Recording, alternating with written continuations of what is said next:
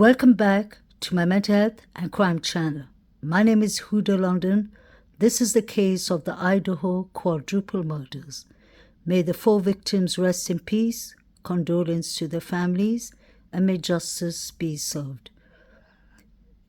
Today, I would like to discuss a bit about the crime scene, things that I've been observing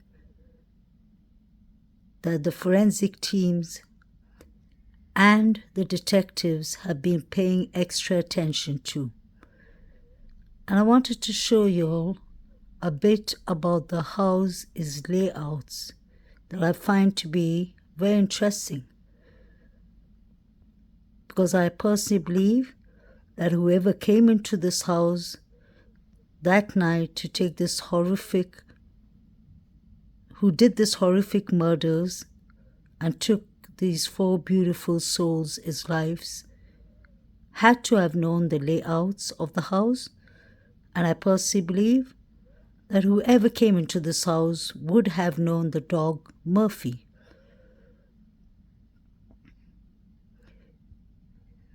This is for entertainment purpose only. Found stabbed to death in a home near campus, and police have not identified who killed them. 3 of the victims lived at the house where the attack occurred. The 4th was there visiting his girlfriend. Police believe they were targeted. With us now is retired agent and former FBI profiler Mary Ellen O'Toole. She's the director of George Mason University's Forensic Science Program. Mary Ellen, it's great to talk to you again, although sadly, tragically, we're always talking to you when something horrific has happened. So when you look at this story, Mary Ellen, what sticks out to you about this case and what investigators are looking for? Well, there are a couple of things that really stand out to me. And I know investigators said that the victims were targeted, and that's a behavioral term that has a lot of meaning to me. So the question is, how are they making that determination? And were they all equally targeted? And the way that assessment has to be made is to see if any of the victims were treated differently in that crime scene. In other words, if one victim received more injuries or was treated differently after the stabbing occurred. And that usually tells you that that person could have been the focus of the attack. And then secondly, this offender had to leave a lot of evidence at that crime scene. He was not evidence conscious, and so there will be forensic evidence. For example, it's likely that the offender cut themselves with the knife. After you stab that many times, your hand goes down on the blade and you cut yourself and you leave blood there, and that's DNA evidence. And so that evidence is going to be extremely important. And then finally, just based on going inside somebody else's home in the middle of the night with other people there to commit a quadruple homicide suggests to me that that person has likely been in that home prior to this attack, and that this individual, this offender, has prior experience being in other people's homes. So, Mary Ellen, I'm wondering about the time frame here. Are there any gaps in the timeline from when the victims were last seen and when they were found dead? It does seem that there's some gaps and that information may not ever be able to be filled in, because the victims themselves would be the ones to tell you, we got home at this time and then we went to bed at that time. So I don't know that that will ever be completed, but the question remains, at what point did the offender get inside that house? And were all the victims, they were in their beds is what it sounds like, but were they all asleep? If they were not all equally asleep in a deep sleep, that could also explain some of the defensive injuries on several of the victims, although that's not been clarified. So that timeline is getting narrower and narrower, but I'm not sure it will ever be pinned down 100%. Mary Ellen, the murder weapon, what kind of murder weapon, what are you hearing about what could have been used? I just keep thinking that it's such a brutal attack to use an object to murder, 4 people. I'm trying to understand. It's just impossible to understand, because doesn't it strike you, Mary Ellen, and you're the expert here, that this would be of an extreme personal nature to use a weapon like that, an object like that, to murder 4 people, as opposed to a gun, which we've covered these mass shootings, and oftentimes the perpetrators don't know any of the victims, at least in the last couple of weeks, the ones that we've been reporting on. What does that tell you? Well, when an offender uses a knife, they have to get close up and personal with the victim. And that means that they can see their face, they interact with them, especially if the victim is fighting back, and they see the victim slowly losing their life. Here's what I'd also say about this knife. It had to be a pretty sturdy knife because it survived the stabbing of 4 people multiple times. Now, the medical examiner who performed the autopsy, they traditionally don't say, well, the weapon used here was exactly this. They can tell you elements of the instrument, but in my experience, they don't traditionally say it is exactly this, especially if you're dealing with a sharp-bladed instrument. But I'd also say that this offender, even though sloppy in the crime scene, leaving so much evidence, he was very efficient with this knife. He was able to complete 4 homicides and then leave the scene. That tells me this person has experience with that knife, a very effective cutting instrument, and that whether or not he would then or she would then throw that instrument away in the woods someplace is doubtful to me, because this is an instrument that's important to that offender. And I do think, based on the efficiency of those homicides, that the knife has been used before. Not necessarily in another murder, but that the offender has used it before in other instances. It's absolutely chilling, Mary Ellen, to hear you talk about that and efficiency when we're talking about the taking of human lives. I mean, based on what we know so far, what type of person or potentially group of people is most likely to commit an act like this? Based on what I know so far, and again, that's coming from the media, this kind of violence is indicative of what we call instrumental violence, which is different from the traditional violence called reactive violence. Reactive violence is, if I punch you in the nose and you punch me back, that's reactive violence. But this instrumental violence is violence that is cold-blooded, it's predatory, and it's very callous type of violence perpetrated frequently on strangers. And this type of violence is oftentimes the kind of violence that we seek used by people that are psychopathic. The old-fashioned term was sociopath. But psychopathic individuals, not mentally ill, so I want to make that clear right away, but they are people who are profoundly lacking in empathy and guilt for their behavior. And when they do commit crimes, their crimes have a very high-risk element to it because they enjoy the thrill of whatever the crime is. If it's killing people, they enjoy having it be even more high risk than it needs to be. And this was a very high-risk crime. When you go into somebody's home in the middle of the night and kill them, that's very high risk. Do you believe that there's a threat to the community? I do. Yes, I do. And I'll tell you why I think that. If somebody has the capability of doing this, these wounds going into that home, these injuries, these wounds were not an effort to scare the victims or to threaten the victims. They were intended to kill the victims. And if an offender has this capability, even though maybe 1 or 2 of the victims were targeted and the others were not, but were still killed, this offender, because of that behavior, that high-risk impulsive type of behavior, is capable of repeating it again in the right set of circumstances. So based on that, I would say that this is he or she or they are at high risk for reoffending. Marion is a FBI behavior expert, and we heard her clearly saying that she believes this was before Brian Koberger was arrested for these murders, allegedly. She believes that it is someone who knows the house, and that many of us have said from the beginning. I cannot actually see somebody who doesn't have any connection with the victims, has never been to the house, a dog in the house, 5 roommates, possibly friends over. I can't see anyone taking that high risk to enter that house and brutally unalive 4 people.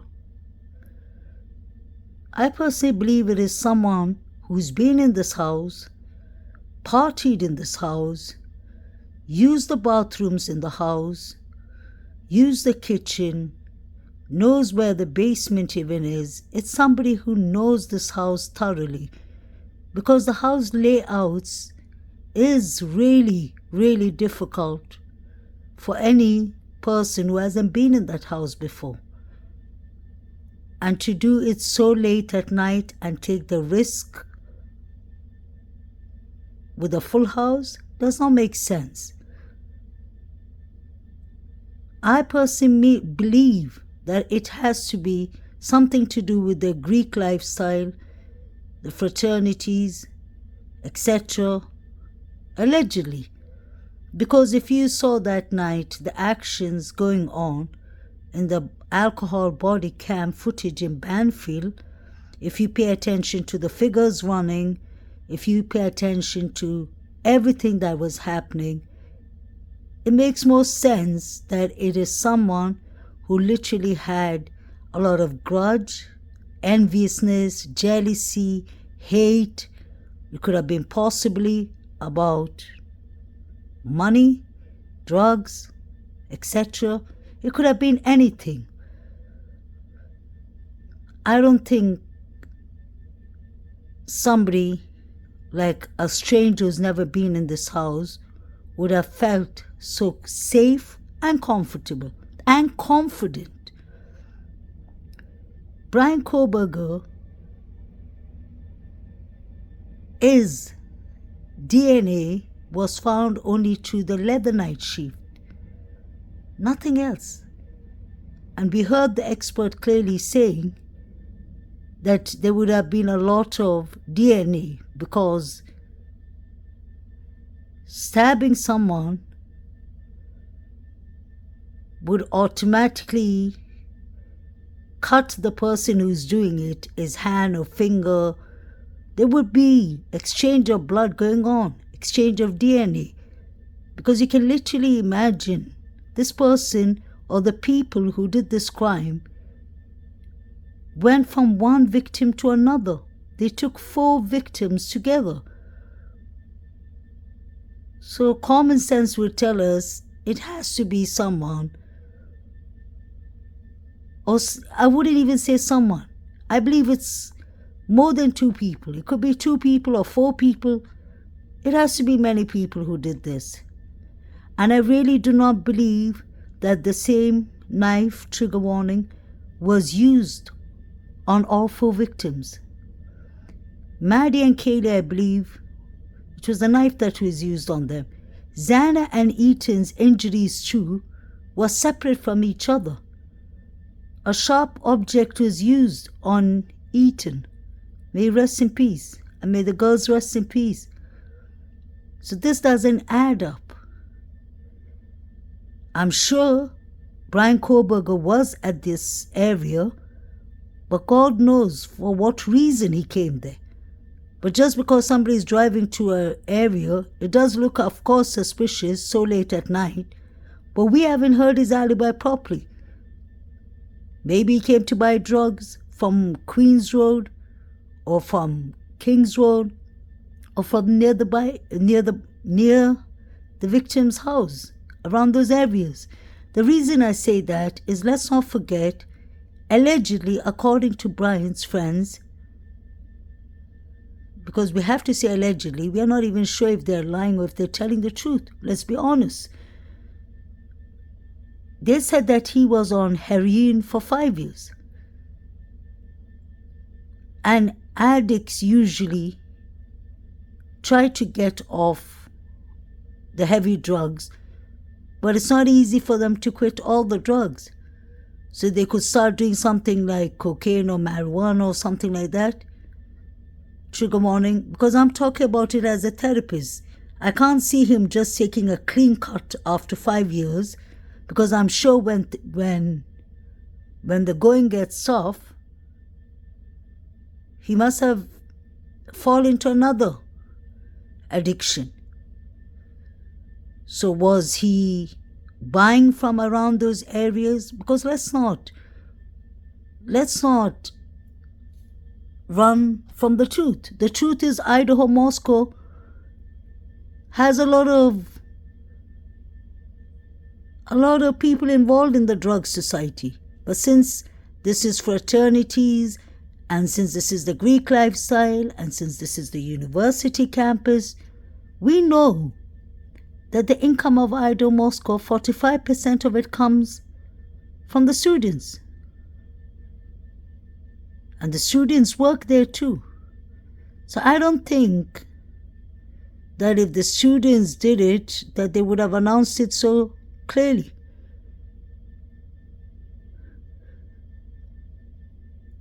Because that will not look good for Idaho Moscow, for the university campus. Students and their parents would panic, would be concerned to enroll their children into Idaho Moscow. The timeline was between 3 to 4 a.m. in the beginning. The girls got home at 1:55. Who was the driver who drove them home? Isn't it strange that each and everything we come across, whether it's the Jack in the Box's driver, whether it's the driver who drove the girls home, the 911 call, Bethany Funke's testimony, everything seems to be on a gag order. So many months has gone, and Ann Taylor is begging and pleading for the 3 unidentified DNA, male DNAs. She's not getting the things that she's asked for.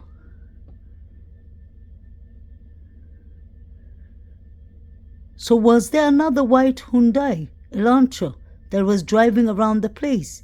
It could have been a cream color, a silver color. I remember hearing that the woman from the Linda Lane apartments, she said that she turned over the dash cam footage to the police, and she said that she saw it herself. It was a light color car, but she said it wasn't white. So what is happening here? Something doesn't make sense. Let's not forget Dylan Mortensen, one of the surviving roommates who's a witness, although the chief said that I didn't say she's a witness, I said she was just there. Doesn't make sense.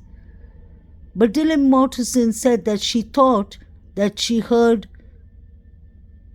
when she heard the girls, she thought that they were partying. So she opened the door and she said, keep it down.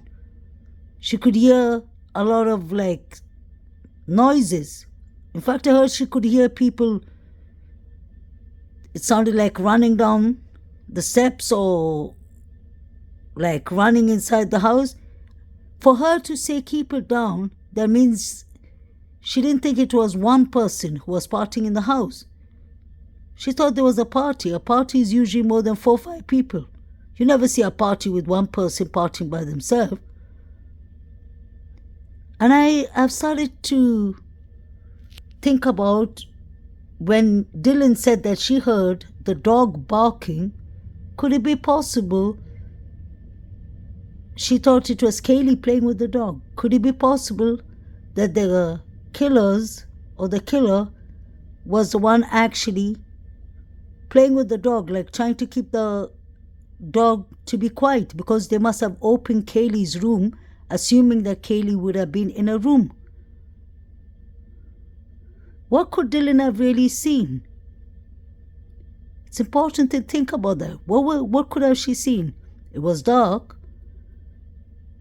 The person had a mask on, but she noticed bushy eyebrows. I can count many people who had bushy eyebrows that night. In the different body cam videos, in the grub truck video. So is bushy eyebrows the only description that she gave the police? So the police went directly, pointed a torch at Brian Koberger, found a white car that's a Hyundai Elantra, although it wasn't a 2011 to 2013 model. And they thought, okay, sir, you seem to have bushy eyebrows. Done deal.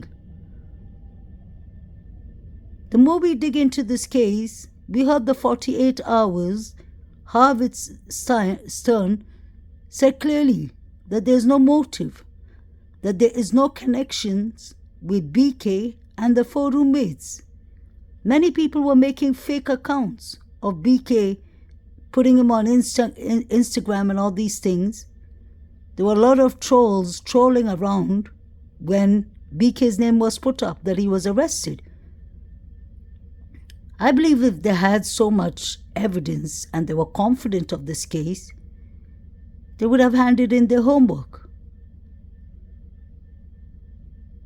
They would have handed in the roadmap, how the genealogical DNA test was taken. Was the bodies tampered with? We have to think of that. The reason I say that is they took 8 hours to call law enforcement. That is abnormal. That should be a crime itself. That's a felony. Even if the girls, after 8 hours, got up of their shock mode and their freeze mode, aren't they supposed to, common sense would tell you call law enforcement, but they still decided to call the Sigma Chi boys.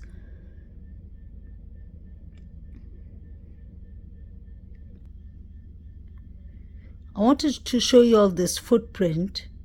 It was found under Bethany's window. Now that is a massive footprint. So who exactly was there in the house? Is that why Brian Koberger wants Bethany Funk to give out a statement? Because she can exonerate him? This was the footprint that was found.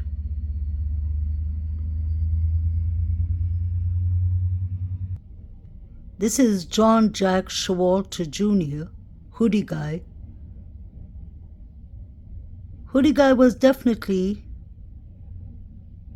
doing more than escorting the girls, allegedly. He seemed to be upset when the girls left without him. I wonder where he went. And if you listen to what the FBI expert said, the FBI behavioral expert, Mariana or Maria, she just said that it could be a person who's very psychopathic, who has a psychopathic behavior, who loves using his knives and must have used it before. The reason that John Showalter always comes into my mind is because of all the behaviors that he's done, being thrown out of the fraternities, trigger warning for sexual assault, harassment, for other kind of harassments. He's even thrown dead coyotes in front of the sorority's house.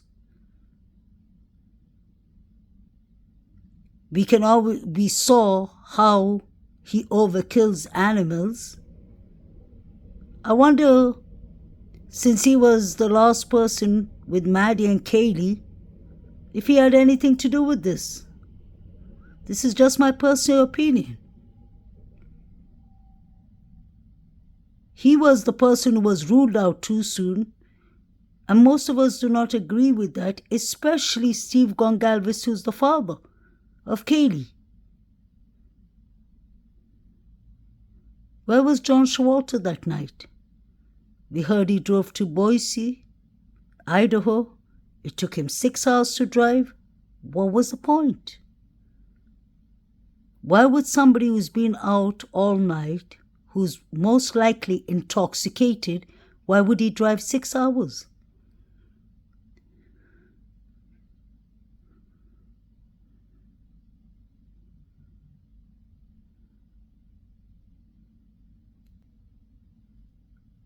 This is something I just observed. He looked like a handsome young man there. He looked like things were going well for him. And when you see him with the hoodie jumper and the brown jacket at the grub truck church video, he looks totally different. He looks like he's had a hard time. It looks like things has changed in his life, which they definitely had. He was thrown out of the fraternity. That was the reason he was living in Queens Road.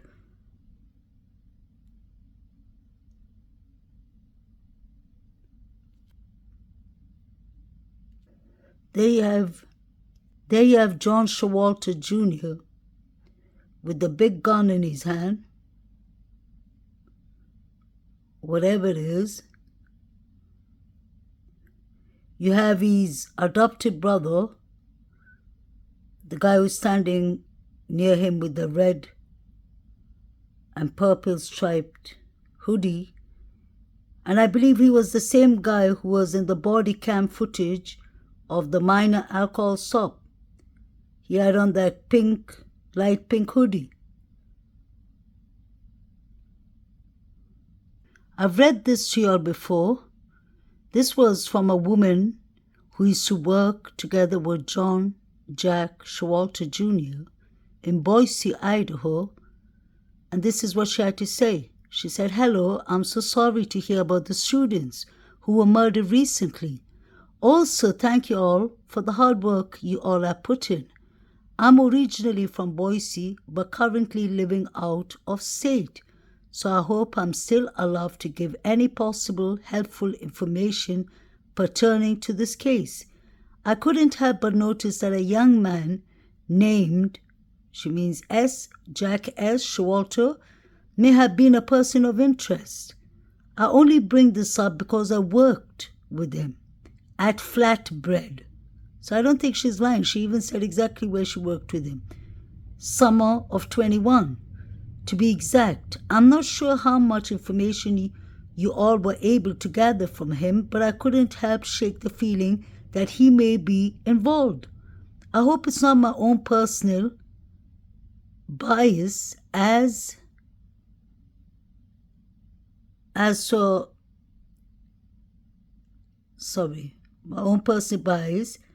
him, but I could help shake.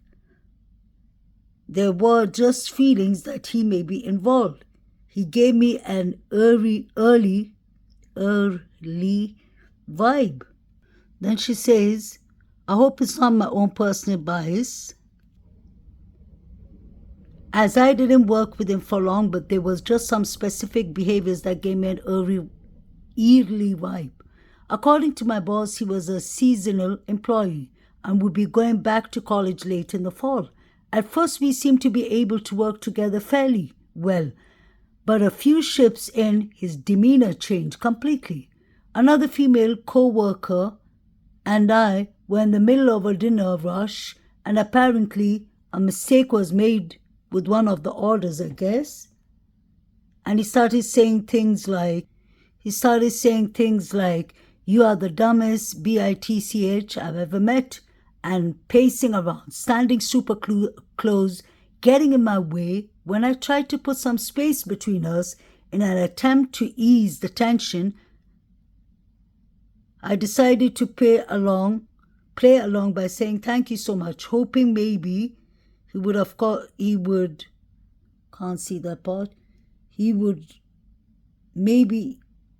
basically she was trying to say that he would at least ease the tension, ease up a little. But instead he became more and more aggressive and by saying thank you so much, hoping maybe he'd shift his course or at least ease up a little.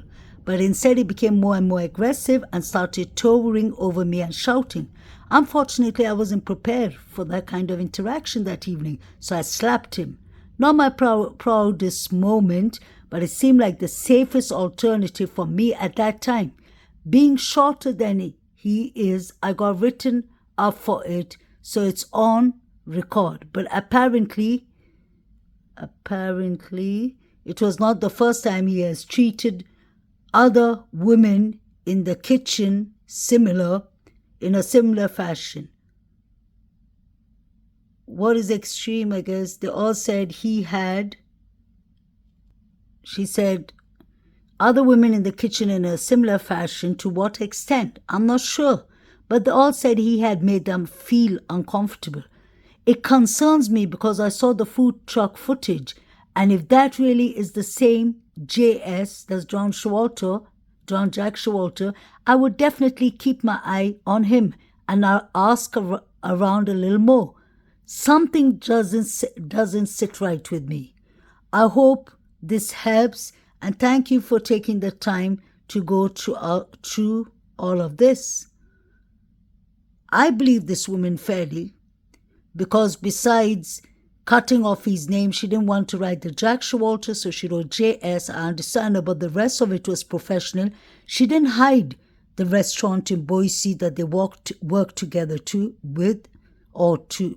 they both worked in. And she said she reported him to her boss. But I've seen certain people defending Jack Showalter and saying that, oh, he wasn't harassing the girls, and no, he doesn't have a record, and no, this hasn't happened. We don't know him. Y'all don't know him. Nobody knows him. But the behavior I've seen of him and I've been studying doesn't seem to sit right. He has seriously some kind of issue. And I'm starting to really wonder, he's the one that I've always noticed that he could have antisocial personality disorder, a psychopath. Allegedly. The manner he cuts up the cow and he's literally taking out, trigger warning, the inside of the stomach and everything. He looks very comfortable around blood. That is a red flag.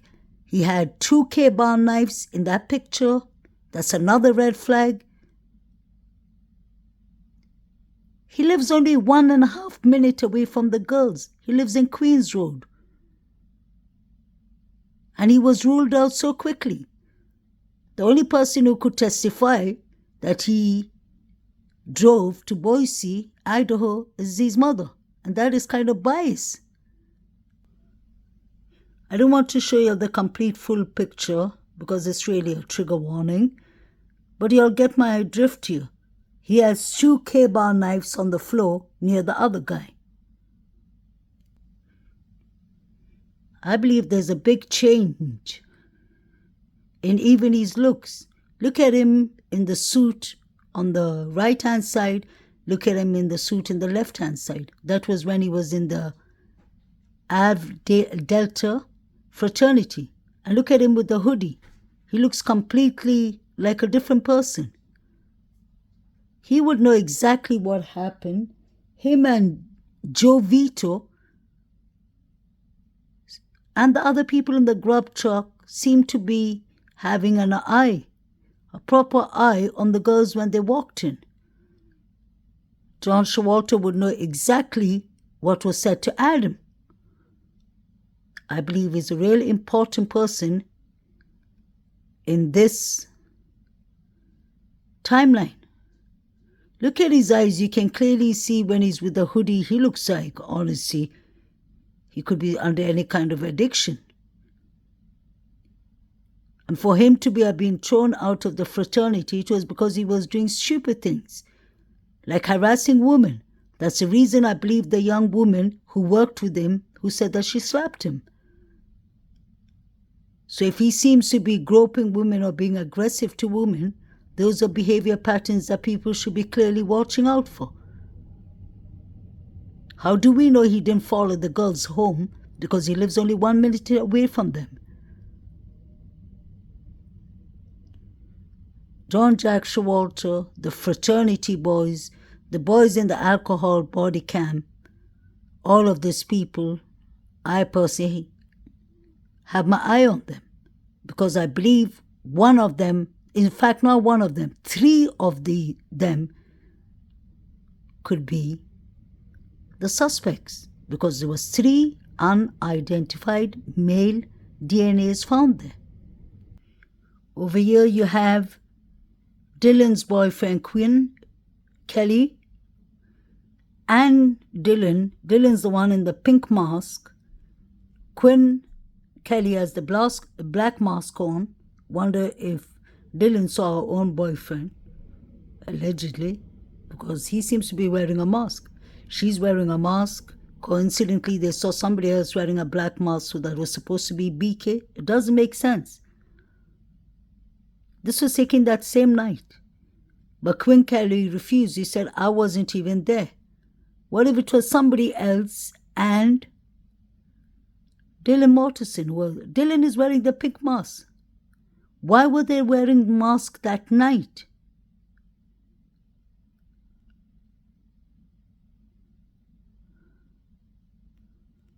And that made me just remember something. Let me show you a picture. Now look at this picture with Dylan's mask. It reminds me of something important. This was the mobile device Saeed was playing with or sliding through in the alcohol Banford stop. You can clearly see in his picture somebody downstairs is wearing a mask. You can see that somebody is wearing a mask. Wonder if they were borrowing the same mask from each other. If it was DM's mask, I don't understand. This is really concerning. These were the pictures that the Saeed guy was wearing. Was sliding. Pay attention to this picture. It is from Kings Road, 1122 Kings Road, the victim's house, may they rest in peace. It is a party obviously there. If I'm not wrong, that is either the kitchen or Xana's room. So what I'm thinking about is that we've seen parties that have more people, a whole crowd, that the whole living room is full up in the kitchen. So I was wondering if there was a small gathering that night and things got bad. Could that be possible? It seems like everyone's walking into whichever room they please. So I don't think the girls' rooms and Xana's rooms was locked unless they went out. We've heard that people used to just come in and out of the house. We've heard that from the former roommate and from everyone.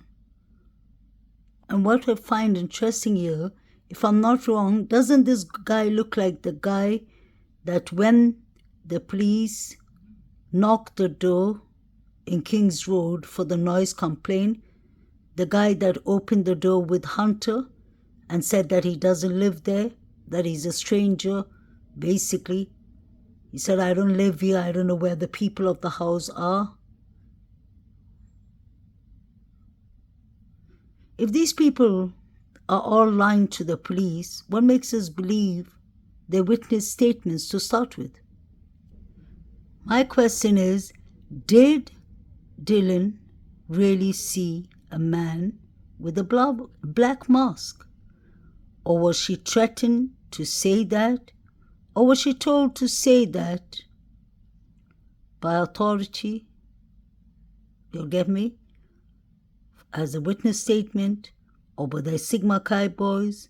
Don't forget they had 8 hours to plan this before the police was called. Why aren't they releasing the 911 call? Is it because the truth will come out and we would understand that they all were panicking and that it couldn't have been Brian Koberger who allegedly did this? I've mentioned this before.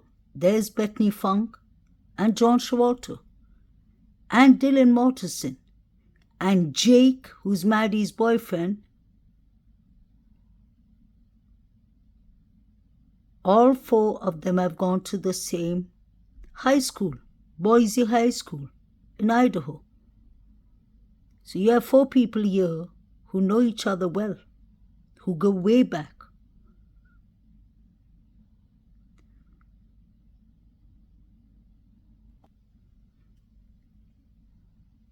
If Xana fought for her life,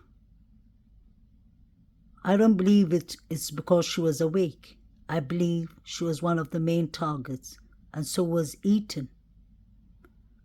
The Sigma Chi boys was under investigation. There has to be a damn good reason why they were under investigation. The president of the Sigma Chi fraternity boys said they don't have cameras. Isn't that strange? We saw 4 to 5 figures running towards the Sigma Chi, coming from Kings Road, allegedly.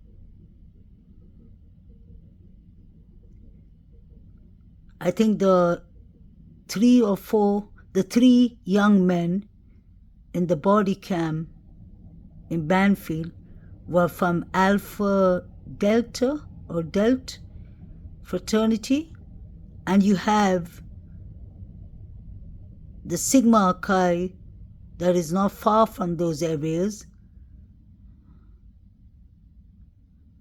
No, sorry, Delta is the one John Showalter was in. So I believe this is a Greek-style lifestyle busted. Boom.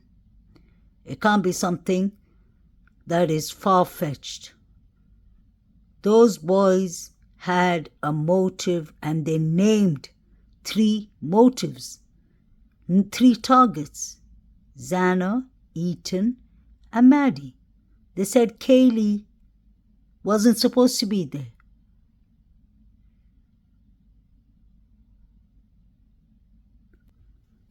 And I wanted y'all to hear this part of Ashley Banfield explaining where Ethan was found. May he rest in peace. I've heard many people speculating, and obviously we are confused by that, but I've especially heard Walt's obsession trying to convince us that he was found in Xana's bed. I personally believe Ashley Banfield more than the Sigma Chi boys and Walt's obsession. I'm being frank, because Ashley is a news reporter. They do their research before they verify their research. And she's not a YouTuber. She's a news reporter. She's a news anchor who's been working with crime cases for many, many years. News on the Idaho murder case.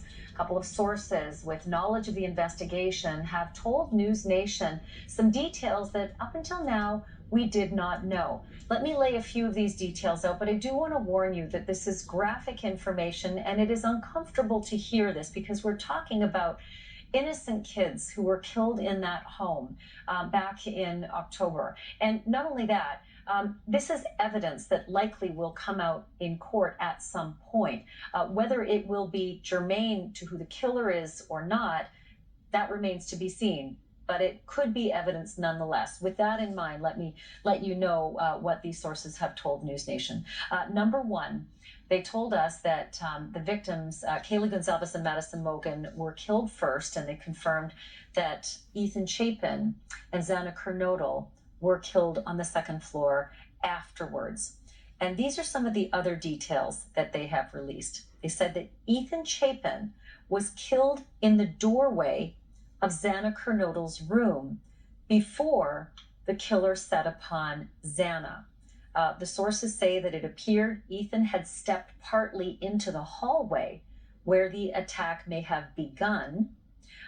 These sources also say that Ethan Chapin suffered a slash to the neck.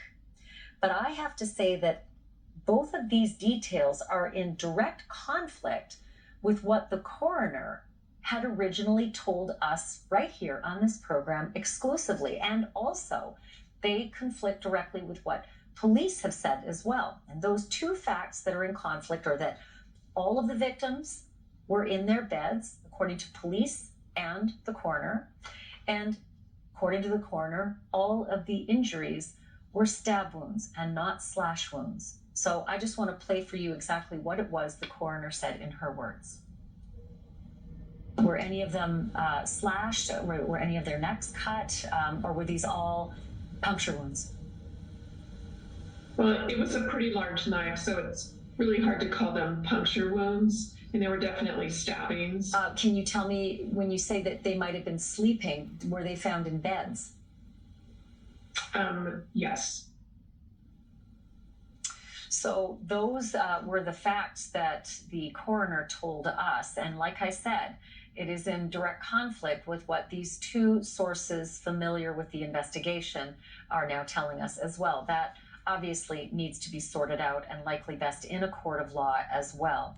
So I guess we have to wait to the trial to find out exactly where all 4 victims were found. But the coroner has said many different things. But you heard what Ashley said. She said that 2 sources that are close to the investigation, that means the detectives or someone who works in law enforcement, somebody who must have been first on the scene, told her that. And I've heard that from many other news reports. It's just 1 or 2 news reports that have said that Ethan was found on Xana's bed. But the rest of them said he was found in the hallway. So let's keep that in mind, that we will get the correct news when the court starts. But until then, I wouldn't advise anyone to listen to me or to any other YouTube creator. We are not the professionals in this case, and I believe that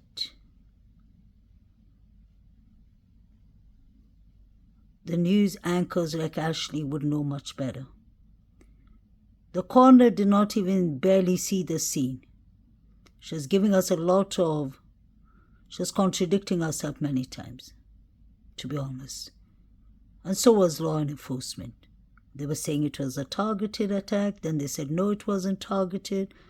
The mayor said it was a crime of passion. Timelines have been changed. Everything has been changed. May the 4 victims rest in peace. Condolence to their families, and may justice be served. Take care, everyone. Have a pleasant Monday.